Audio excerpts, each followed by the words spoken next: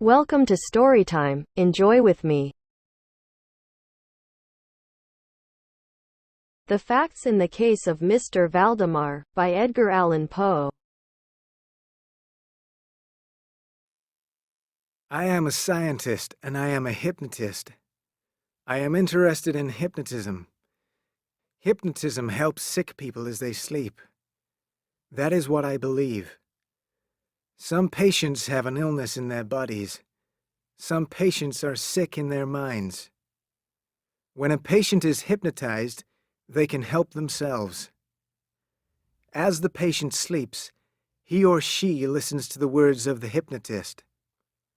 The patient's own thoughts can help their minds and bodies to get well. This is the way that I make my patients sleep. First, I move my hands in front of the patient's face. Then I speak slowly and clearly. My voice is deep and soft. Your eyes are heavy, I say. You will sleep. A few seconds later, the person is sleeping, but the person is also awake. The person can hear everything that I say. I give orders. The person follows my orders. Some people are easier to hypnotize than others, but I cannot hypnotize a person who does not want to be hypnotized. A few years ago, I had an interesting idea. No one had been hypnotized just as they died. What happened to the mind and body of a person as they died? Was it possible to stop death? Soon, I was able to study this idea. I had a very interesting case. Here are the facts about a special patient. Mr. Ernest Valdemar was a scientist, like myself.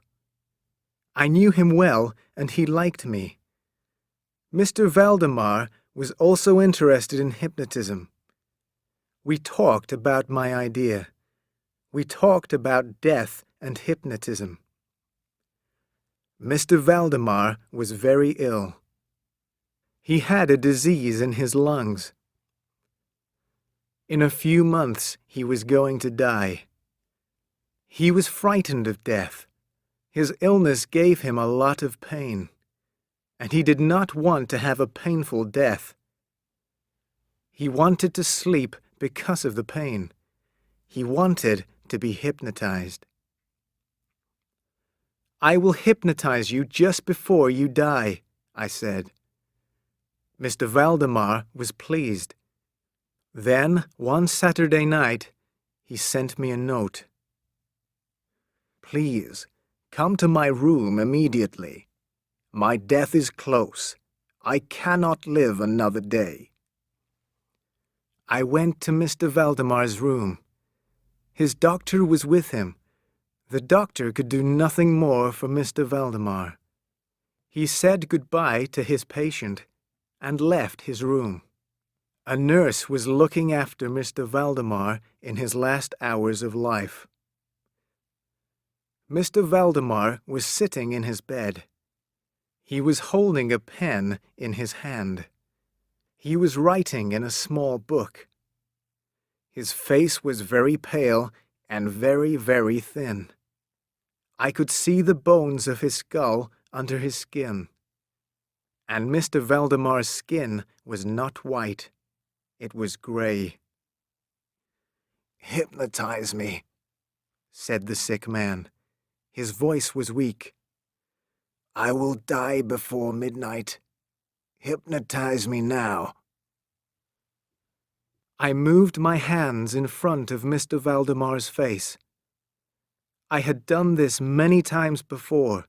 I did not speak. I hypnotized Mr. Valdemar easily. His eyes closed immediately. Soon he was asleep. The nurse and I laid the patient flat on the bed. Was he alive or dead? He was breathing very slowly. I held a mirror up to his lips. I saw his breath on the mirror.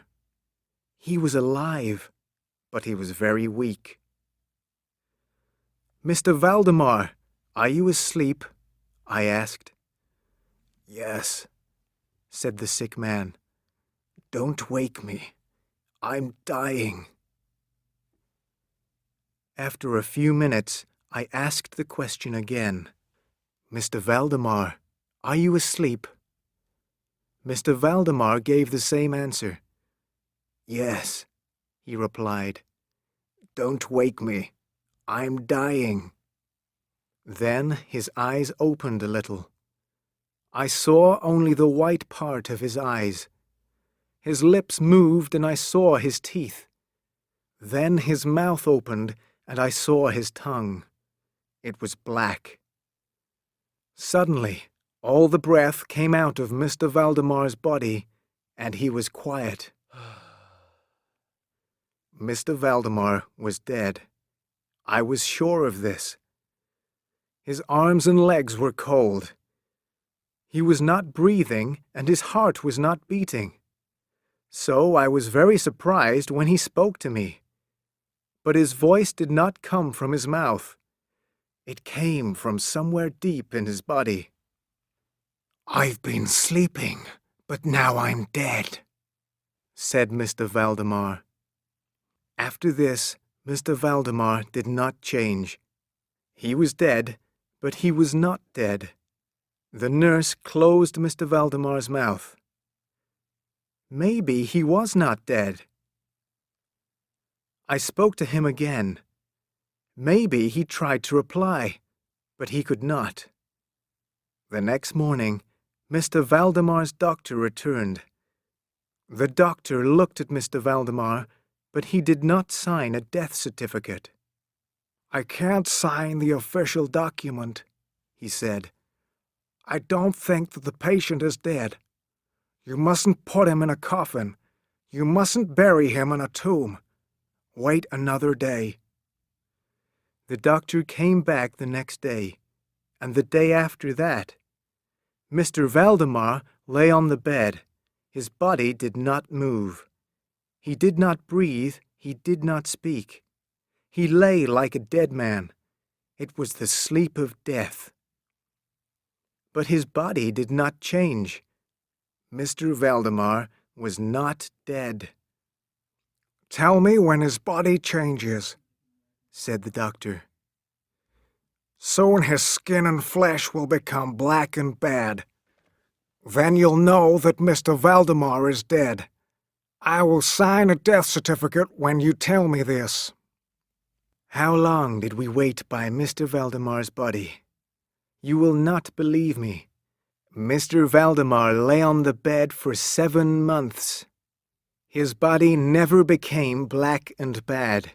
It never changed. At the end of 7 months, I made a decision. I was going to end the hypnotism. I was going to wake Mr. Valdemar. This sleep of death was wrong. I moved my hands in front of Mr. Valdemar's face. I spoke in a loud and clear voice. "You will wake up," I said. Did Mr. Valdemar's eyes move? Was he trying to open his eyes? A yellow liquid came out of his ears. "Mr. Valdemar," I said, "how do you feel? Can you speak?" Did the patient move? Did he move his hands? I was not sure, but I was sure about his voice. I heard a voice that came from deep inside his body. "Quickly, make me sleep or wake me up. Quickly, I tell you that I am dead." More yellow liquid came from Mr. Valdemar's body. Then there was a terrible smell. I stepped back from the bed. Then Mr. Valdemar's body started to disappear. It was like black ice in hot sunlight. His body became liquid, yellow liquid that smelt terrible. Soon there was nothing left of Mr. Valdemar's skin or body. There was only a pool of yellow liquid and some bones. The end.